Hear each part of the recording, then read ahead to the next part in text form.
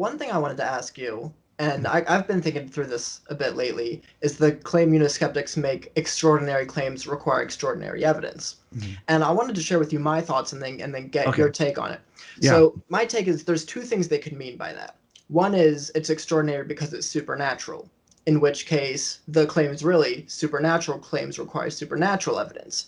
And to me, that's not going anywhere because it's like, well, what supernatural evidence do you Yeah. expect? Should God appear in the sky every 10 years to remind us that the resurrection really happened?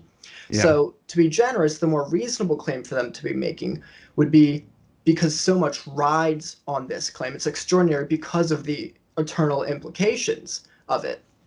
And in that case, I think the way you draw analogies to these court cases is really important because you might think, well, is a murder an extraordinary claim? They might say no, and you might say, but wait a minute, think of the implications. You're putting a man in jail who's accused of murdering somebody for a really long time, potentially his life. That's going to affect his kids if he has any, his wife if he Yeah. has any, the rest of his family. So the implications, it's an extraordinary claim. So you better have some pretty darn good evidence that it's the case. And I think you can do the same thing with Jesus. And in these court cases, each piece of evidence might not seem so extraordinary on its own, but built as a cumulative case, it doesn't necessarily leave you with a reasonable alternative.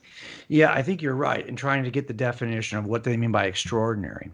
So if what you mean by extraordinary is that but you could be like you're saying, just that they think this has got extraordinary gravity. It's a grave issue. It's an important issue. But I sometimes wonder if they're talking about the nature of the kind of evidence.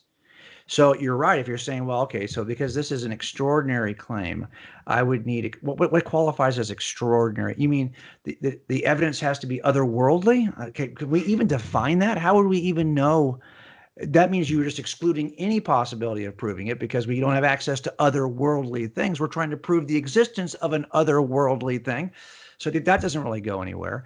But I think what they really mean is that the weight of the evidence, that the amount of evidence, that the case should be extraordinarily locked tight, that it should be, in some way. But I always say this: we build evidence even for, and I think murders are extraordinary, especially if you look at the number of murders that will occur annually in a state like California, or even in Chicago, let's say, where you think, well, gosh, there's all kinds of murders happening in Illinois. Well, the state of Illinois, if you were to look at it, you'd see that really for people who are living and dying of normal causes in Illinois, very few are murdered. Okay. And sometimes these are extraordinary events in the terms of how the murder occurs. I had a murder in California, and we don't, even though we have a lot of murders, we have a lot more people than we have murders. So the percentage of murders per person in California is extraordinarily low, not compared to other states perhaps, but just in general terms. The percentage is incredibly low given how many people there are. And then the kinds of murder. I had a murder with a garrote, which is a strangulation device. I did a search nationally to figure out, could I ask anybody, has anybody had a garrote murder of this nature?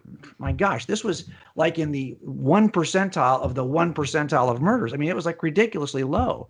Now, okay, so this is an extraordinary claim. You think that this guy built a garrote when nobody does that, using materials, by the way, which were unbelievably unwise to build a garrote, very, very rare. Why would you even use those materials?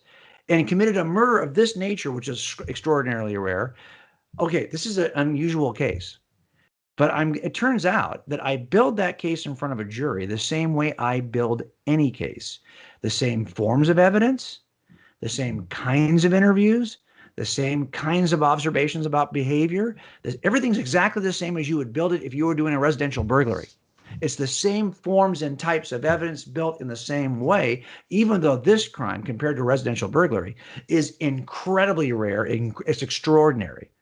So it turns out that we use very ordinary evidence to prove extraordinary claims about extraordinary events. And that happens all the time.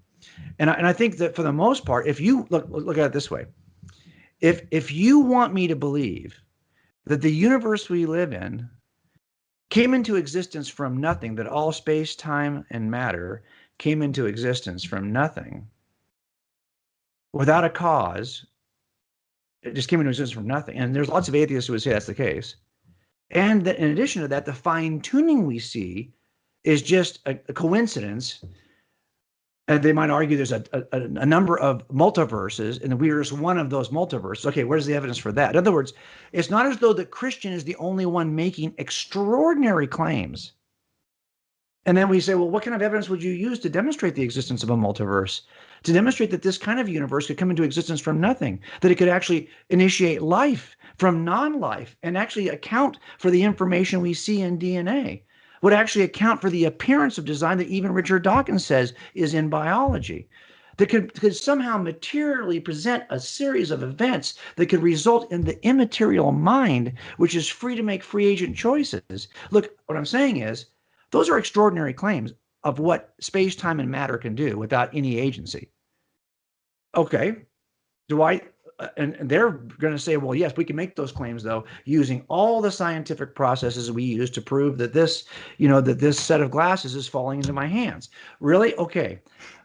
If you don't have to use extraordinary evidence to prove your extraordinary claims, then allow me not to have the same burden, because I think in the end, I would agree, we can make a case for your position as a naturalist and for my position as a supernaturalist with the same kinds of evidence, taking the same approach.